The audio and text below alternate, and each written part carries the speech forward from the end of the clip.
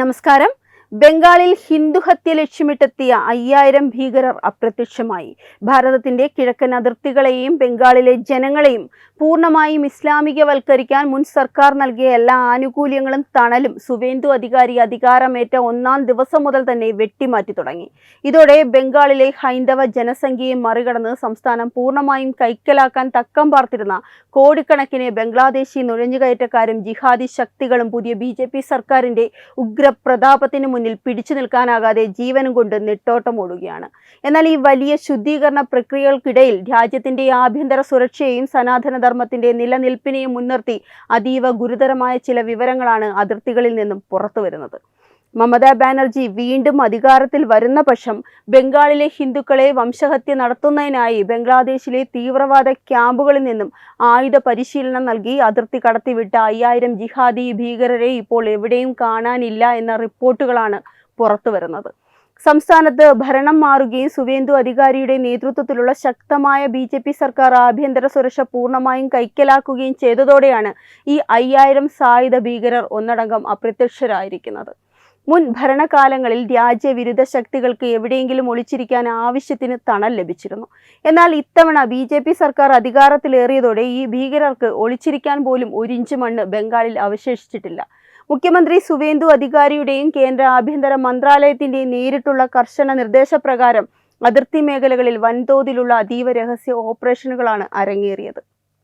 ഈ പശ്ചാത്തലത്തിൽ കാണാതായ ഈ ആയുധധാരികളായ ഭീകരർക്ക് യഥാർത്ഥത്തിൽ എന്താണ് സംഭവിച്ചതെന്ന കാര്യത്തിൽ ശത്രു രാജ്യങ്ങളിലും ജിഹാദി കേന്ദ്രങ്ങളിലും വലിയ നിഗൂഢതയും ഭയവുമാണ് പുകയുന്നത്. ഭാരതത്തിലെ ഹിന്ദു സമൂഹത്തെ തൊടാൻ വന്ന ഈ ഭീകരരെ സുരക്ഷാ സേനകൾ കൃത്യമായി കൈകാര്യം ചെയ്ത് വകവരുത്തിയതാണോ, അതോ രാജ്യം ഇന്നേവരെ കാണാത്ത വിധത്തിലുള്ള കടുത്ത ആഭ്യന്തര നടപടികൾക്ക് ഇവർ ഇരയായതാണോ എന്ന ഭയം ജിഹാദി കേന്ദ്രങ്ങളിൽ പടർന്നു കഴിഞ്ഞു. ദേശവിരുദ്ധ ശക്തികളെ കണ്ടാലുടൻ വെടിവെച്ചു കൊല്ലാൻ വരെ BJP ഭരണകൂടം കടുത്ത ഉത്തരവുകൾ നൽകിയിരിക്കുന്ന പശ്ചാത്തലത്തിൽ കാണാതായ ഭീകരരുടെ കാര്യത്തിൽ എന്തോ വലുത് സംഭവിച്ചു കഴിഞ്ഞു എന്ന സൂചനയാണ് പുറത്തു വരുന്നത്. ഭാരതത്തിന്റെ മണ്ണിൽ സനാതനധർമ്മത്തെ തകർക്കാൻ വരുന്ന ഏത് ശക്തികളെയും BJP സർക്കാർ എങ്ങനെയാണ് കൈകാര്യം ചെയ്യുക എന്നതിന്റെ കൃത്യമായ ഉദാഹരണമാണ് ഇപ്പോൾ ബംഗാളിൽ ദൃശ്യമാകുന്നത്. ദേശീയ സുരക്ഷയ്ക്കും ഭാരതത്തിന്റെ അഖണ്ഡതയ്ക്കും പ്രാധാന്യം നൽകി സുവേന്ദു അധികാരി സർക്കാർ നടപ്പിലാക്കിയ കർശനമായ നിയമങ്ങളാണ് ബംഗ്ലാദേശി നുഴഞ്ഞുകയറ്റക്കാരുടെ അടിത്തറ ഇളക്കിയിരിക്കുന്നത്. ബംഗാളിൽ മുൻ ഭരണകൂടത്തിന്റെ തണലിൽ അനധികൃതമായി തമ്പടിച്ചിരുന്ന 1.5 കോടി മുതൽ 2 കോടിയോളം വരുന്ന ബംഗ്ലാദേശി മുസ്ലിങ്ങളിൽ വലിയൊരു ശതമാനവും പുതിയ BJP ഭരണകൂടത്തിന്റെ ഉഗ്രമായ നടപടികൾ ഭയന്ന് ജീവനും കൊണ്ട് ബംഗാൾ വിടാൻ നിർബന്ധിതരായിരിക്കുകയാണ്. തിരിച്ചറിയൽ രേഖകളില്ലാത്ത ഇത്തരം നുഴഞ്ഞുകയറ്റക്കാരെ പൂർണ്ണമായും അടിച്ചമർത്തുന്നതിനായി BJP സർക്കാർ സംസ്ഥാനത്തിന്റെ വിവിധ ഭാഗങ്ങളിലായി 11 അത്യാധുനിക ഹോൾഡിംഗ് സെന്ററുകളാണ് ഇതിനകം തുറന്നിരിക്കുന്നത്. ഈ കേന്ദ്രങ്ങളിലേക്ക് നിലവിൽ കുടിയേറ്റക്കാരുടെ വൻ ഒഴുക്കാണ് ദൃശ്യമാകുന്നത്. അനധികൃതമായി ഇന്ത്യയിലേക്ക് അതിർത്തി കടന്നെത്തിയ ഒരൊറ്റ ജിഹാദിയെയും രാജ്യത്ത് തുടരാൻ അനുവദിക്കില്ലെന്ന ദൃഢനിശ്ചയത്തിലാണ് BJP സർക്കാർ മുന്നോട്ട് പോകുന്നത്. ഇവരുടെ കൃത്യമായ കണക്കെടുക്കുക, ഇന്ത്യൻ വോട്ടർ പട്ടികയിലും റേഷൻ കാർഡുകളിലും മമത സർക്കാർ വഴി അനധികൃതമായി തിരികെ കയറ്റിയ ഇവരുടെ പേരുകൾ എന്നേക്കുമായി വെട്ടിമാറ്റുക, തുടർന്ന് ഇവരെ പൂർണ്ണമായും ബംഗ്ലാദേശിലേക്ക് തന്നെ നാടുകടത്തുക എന്ന ഡിറ്റക്ട് ഡിലീറ്റ് ഡിപ്പോർട്ട് നയമാണ് മുഖ്യമന്ത്രി സുവേന്ദു അധികാരി അതിവേഗത്തിൽ നടപ്പിലാക്കിക്കൊണ്ടിരിക്കുന്നത്. ഇതോടെ പതിറ്റാണ്ടുകളായി ബംഗാളിന്റെ മണ്ണിൽ ഹൈന്ദവ ജനസംഖ്യയെ മറികടക്കാൻ ഇസ്ലാമിക ശക്തികൾ നടത്തിവന്ന ആസൂത്രിത അധിനിവേശത്തിനാണ് BJP സർക്കാർ അന്ത്യം കുറിച്ചിരിക്കുന്നത്. SIR പട്ടികയിൽ പേരില്ലാത്ത ഒരു അനധികൃത കുടിയേറ്റക്കാരനും ഇനി മുതൽ യാതൊരുവിധ സർക്കാർ സഹായ പദ്ധതികളും സൗജന്യ ആനുകൂല്യങ്ങളും നൽകില്ലെന്ന മുഖ്യമന്ത്രി സുവേന്ദു അധികാരിയുടെ വിപ്ലവകരമായ പ്രഖ്യാപനം ഈ നുഴഞ്ഞുകയറ്റക്കാരെ പൂർണ്ണമായും നിരായുധരാക്കി കഴിഞ്ഞു. ഇതോടെ ബംഗാളിൽ ഇനി തുടരാനാകില്ലെന്ന് ബോധ്യപ്പെട്ട ഇവർ ജാർഖണ്ഡ്, ബീഹാർ, അസം തുടങ്ങിയ അയൽ സംസ്ഥാനങ്ങളിലേക്ക് തഞ്ചത്തിൽ നുഴഞ്ഞു കയറാൻ ശ്രമിക്കുകയാണ്. ഇതോടൊപ്പം പശ്ചിമ ബംഗാളിൽ നിന്നും ദക്ഷിണേന്ത്യൻ സംസ്ഥാനങ്ങളിലേക്ക് വലിയ തോതിൽ ഈ കുടിയേറ്റക്കാർ പലായനം ചെയ്യുന്നതായും BJP സർക്കാരിന്റെ രഹസ്യാന്വേഷണ വിഭാഗം മുന്നറിയിപ്പ് നൽകുന്നുണ്ട്. പ്രത്യേകിച്ച് ഇടത് വലത് മുന്നണികളുടെ പ്രീണന രാഷ്ട്രീയം നിലനിൽക്കുന്ന കേരളത്തിലേക്ക് ഈ ബംഗ്ലാദേശി മുസ്ലിങ്ങളെ വൻതോതിൽ കടത്താൻ വളരെ ആസൂത്രിതമായ നീക്കങ്ങളാണ് ചില ജിഹാദി കേന്ദ്രങ്ങൾ നടത്തുന്നത്. ബംഗാളിൽ നിന്നും ട്രെയിൻ മാർഗം ഇവർ കൂട്ടത്തോടെ കേരളം പോലുള്ള സംസ്ഥാനങ്ങളിലേക്ക് എത്താതിരിക്കാൻ കേന്ദ്രത്തിലെ BJP സർക്കാരിന്റെ റെയിൽവേ മന്ത്രാലയം സുരക്ഷാ സേന റെയിൽവേ സ്റ്റേഷനുകളിലും അതിർത്തികളിലും പരിശോധന കർശനമാക്കിയിട്ടുണ്ട്. വേഷപ്രച്ഛന്നരായി രാജ്യത്തിന്റെ മറ്റ് ഭാഗങ്ങളിലേക്ക് പടരുന്ന ഈ വിഷച്ചെടികളെ പൂർണ്ണമായും തുടച്ചു നീക്കാൻ കേന്ദ്ര ആഭ്യന്തര മന്ത്രാലയത്തിന്റെ നേരിട്ടുള്ള നിരീക്ഷണവും ശക്തമാണ്.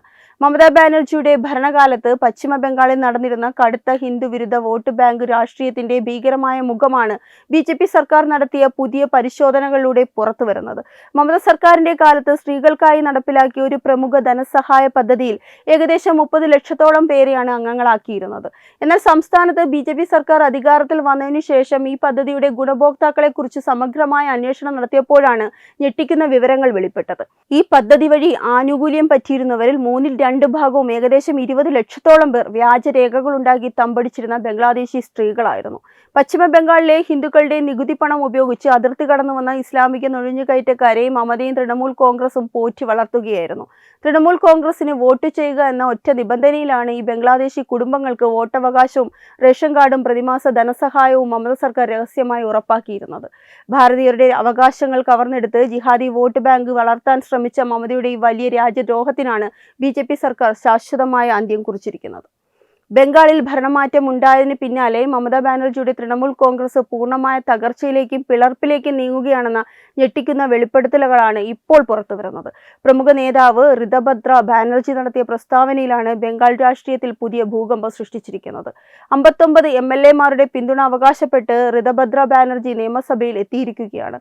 ഭരണവും സ്വാധീനവും നഷ്ടപ്പെട്ടതോടെ തൃണമൂൽ കോൺഗ്രസിലെ പ്രമുഖ നേതാക്കളും MLA-മാരും വലിയ തോതിൽ അതൃപ്തരാണ്. മമതയുടെ വോട്ട് ബാങ്ക് പ്രീണന രാഷ്ട്രീയം കാരണം പാർട്ടിക്ക് ജനപിന്തുണ പൂർണ്ണമായി നഷ്ടപ്പെട്ടെന്ന് ബോധ്യപ്പെട്ടതോടെ തങ്ങളുടെ രാഷ്ട്രീയ നിലനിൽപ്പിനായി ഭൂരിപക്ഷം ജനപ്രതിനിധികളും സുവേന്ദു അധികാരിയുടെ നേതൃത്വത്തിലുള്ള BJP സർക്കാരിനെ പിന്തുണയ്ക്കാനും BJP-യിലേക്ക് ചേക്കേറാനും അണിയറയിൽ ചർച്ചകൾ തുടങ്ങിക്കഴിഞ്ഞു. സ്വന്തം പാളയത്തിലേക്കുള്ള ഈ വൻ ചോർച്ച തടയാൻ മമത ആവത് ശ്രമിക്കുന്നുണ്ട് എങ്കിലും ഋതഭദ്ര ബാനർജിയുടെ വെളിപ്പെടുത്തലോടെ തൃണമൂൽ കോൺഗ്രസിന്റെ രാഷ്ട്രീയ അന്ത്യത്തിനുള്ള പ്രഖ്യാപനമാണ് നടക്കുന്നത്. ഇതോടെ ബംഗാളിന്റെ മണ്ണിൽ ഇസ്ലാമിക പ്രീണന ശക്തികളുടെ അടിത്തറ പൂർണ്ണമായും ഇളകിയിരിക്കുകയാണ്. ഈ മാറ്റങ്ങൾ നടക്കുമ്പോൾ അയൽരാജ്യമായ ബംഗ്ലാദേശിൽ കടുത്ത ഇസ്ലാമിക മതമൗലിക സംഘടനയായ ജമാഅത്തെ ഇസ്ലാമി കൂടുതൽ ശക്തമായി കൊണ്ടിരിക്കുന്നത് ഭാരതത്തിന് വലിയ ഭീഷണിയാണ് ഉയർത്തുന്നത്. നിലവിൽ ബംഗ്ലാദേശിൽ 5000-ഓളം മദ്രസകളാണ് പുതുതായി തഴച്ചു വളരുന്നത്. ഇവയെല്ലാം തന്നെ തീവ്രമായ ഹിന്ദു വിരുദ്ധതയും ഭാരത വിരുദ്ധതയും പ്രസംഗിക്കുന്ന മതമൗലികവാദത്തിന്റെ കടുത്ത കേന്ദ്രങ്ങളായി മാറിയിരിക്കുകയാണ്. ഇതിലും വിരോധാഭാസം എന്തെന്നാൽ ജിഹാദി ശക്തികളുടെ അക്രമത്തെ തുടർന്ന് ബംഗ്ലാദേശിൽ നിന്നും അധികാരം നഷ്ടപ്പെട്ട് ഒളിച്ചോടേണ്ടി വന്ന ഷെയ്ഖ് ഹസീനയുടെ അവാമി ലീഗിലെ വലിയൊരു വിഭാഗം നേതാക്കളും അണികളും തങ്ങളുടെ ജീവനും സ്വത്തിനും നിലനിൽപ്പിനുമായി ഇപ്പോൾ കൂട്ടത്തോടെ ജമാഅത്തെ ഇസ്ലാമിയിൽ ചേക്കേറിക്കൊണ്ടിരിക്കുകയാണ്. ഇതോടെ ബംഗ്ലാദേശ് പൂർണ്ണമായി ഹിന്ദു വിരുദ്ധ ഇസ്ലാമിക തീവ്രവാദികളുടെ നിയന്ത്രണത്തിലേക്ക് നീങ്ങുകയാണെന്ന് വ്യക്തമാകുന്നു. ഇതിനിടയിലും ബംഗ്ലാദേശിലെ സോളാർ പാനൽ ഫാക്ടറി നിർമ്മാണത്തിനെന്ന പേരിൽ ലോകബാങ്ക് $700 മില്യൺ വായ്പ അനുവദിച്ചിരുന്നു. എന്നാൽ ബംഗ്ലാദേശ് ആവശ്യപ്പെട്ട വൻതുകയുടെ ധനസഹായം നൽകാൻ അന്താരാഷ്ട്ര നാണയനിധി വിസമ്മതിച്ചത് അവരുടെ കടുത്ത സാമ്പത്തിക പ്രതിസന്ധിയും അസ്ഥിരതയുമാണ് കാണിക്കുന്നത്. ബംഗാളിൽ സുവേന്ദു അധികാരിയുടെ കടുത്ത നിലപാടുകൾ കാരണം ഭയന്ന് അതിർത്തി കടന്ന് ബംഗ്ലാദേശിലേക്ക് തന്നെ തിരികെ പോകുന്ന കുടിയേറ്റക്കാർ പ്രധാനമായും ചിറ്റഗോങ്, കോക്സ് ബസാർ തുടങ്ങി അതിർത്തി മേഖലകളിലാണ് കേന്ദ്രീകരിക്കുന്നത്. ഈ പ്രദേശങ്ങളിൽ പെട്ടെന്ന് തന്നെ ആയിരക്കണക്കിന് വിദേശ NGO സംഘടനകൾ അതിശക്തമായി രംഗത്തിറങ്ങിയിട്ടുള്ളത് വലിയ ദുരൂഹതകൾക്ക് വഴിവെക്കുന്നുണ്ട്. അമേരിക്കൻ ചാര സംഘടനകളുടെയും പടിഞ്ഞാറൻ ശക്തികളുടെയും നേരിട്ടുള്ള നിർദ്ദേശപ്രകാരവും ഫണ്ടിങ്ങിലുമാണ് ഈ NGO-കൾ ഇവിടെ സജീവമായിരിക്കുന്നത്. നിലവിൽ 15 ലക്ഷത്തോളം മുസ്ലിങ്ങൾ തിങ്ങിപ്പാർക്കുന്ന ഈ മേഖലയിൽ 20% തദ്ദേശീയരായ ഹിന്ദുക്കളും താമസിക്കുന്നുണ്ട്. ഭാരതത്തിന്റെ അതിർത്തികളിൽ അസ്ഥിരത ഉണ്ടാക്കാൻ ശ്രമിക്കുന്ന ഈ വിദേശ സംഘടനകളുടെ യഥാർത്ഥ ലക്ഷ്യം അവിടെയുള്ള നിർധനരായ ഹിന്ദുക്കളെയും തിരികെ എത്തുന്നവരെയും വൻതോതിൽ മതപരിവർത്തനം നടത്തി മേഖലയെ പൂർണ്ണമായും ഇസ്ലാമികവൽക്കരിക്കുക എന്നതാണെന്നത് വ്യക്തമാണ്. മമതാ ബാനർജിയുടെ ഭരണം അവസാനിച്ചതോടെ തങ്ങളുടെ സംരക്ഷകർ നഷ്ടപ്പെട്ട ബംഗ്ലാദേശി നുഴഞ്ഞുകയറ്റക്കാർ അതിർത്തി മേഖലയിൽ വലിയ തോതിലുള്ള അരാജകത്വവും അക്രമങ്ങളുമാണ് അഴിച്ചുവിടുന്നത്. ഗ്രാമീണ മേഖലയിലെ ഹിന്ദു കർഷകരുടെ കന്നുകാലികളെ വ്യാപകമായി മോഷ്ടിക്കുകയും അതിർത്തി കടത്തുകയും ചെയ്യുന്നത് ഇവർ പതിവാക്കിയിരിക്കുകയാണ്. തദ്ദേശീയരായ ഹിന്ദുക്കളുടെ സമ്പദ്വ്യവസ്ഥ തകർക്കാനും ഭീതി പടർത്താനുമുള്ള ജിഹാദി നീക്കമാണിത്. എന്നാൽ ഇത്തരം ദേശവിരുദ്ധ നീക്കങ്ങളെയും ക്രിമിനൽ സംഘങ്ങളെയും പൂർണ്ണമായും അടിച്ചമർത്താൻ തന്നെയാണ് പുതിയ BJP സർക്കാരിന്റെ തീരുമാനം. തൃണമൂൽ കോൺഗ്രസ് തകർത്തുകളഞ്ഞ പശ്ചിമ ബംഗാളിന്റെ സനാതന സംസ്കാരത്തെയും പ്രതാപത്തെയും തിരികെ കൊണ്ടുവരാനും ഒട്ടേറെ ദേശീയ നേതാക്കൾക്ക് ജന്മം നൽകിയ ബംഗാളിന്റെ മണ്ണിൽ നിന്നും ജിഹാദി ശക്തികളുടെ വേരറുക്കാനുമുള്ള കടുത്ത പോരാട്ടത്തിലാണ് മുഖ്യമന്ത്രി സുവേന്ദു അധികാരിയും BJP സർക്കാരും മുന്നോട്ട് പോകുന്നത്. വെബ് ഡെസ്ക് തത്തുമൈ ന്യൂസ്. HIV അണുബാധ സന്തോഷപൂർണമായ ഒരു ജീവിതത്തിന് തടസ്സമല്ല. HIV അണുബാധയ്ക്ക് ഫലപ്രദമായ ചികിത്സ ഇന്ന് ലഭ്യമാണ്. ഇതിന് യഥാസമയം അണുബാധ കണ്ടെത്തുന്നതും കാലേക്കൂട്ടി ചികിത്സ നടത്തേണ്ടതും അത്യാവശ്യമാണ്. സൗജന്യമായ ചികിത്സയും മാർഗനിർദ്ദേശങ്ങളും സർക്കാർ ആശുപത്രികളിലെ ART അഥവാ ഉഷസ് കേന്ദ്രങ്ങളിൽ ലഭ്യമാണ്. ആരോഗ്യ സംരക്ഷണം ഓരോരുത്തരുടെയും ഉത്തരവാദിത്തമാണ്.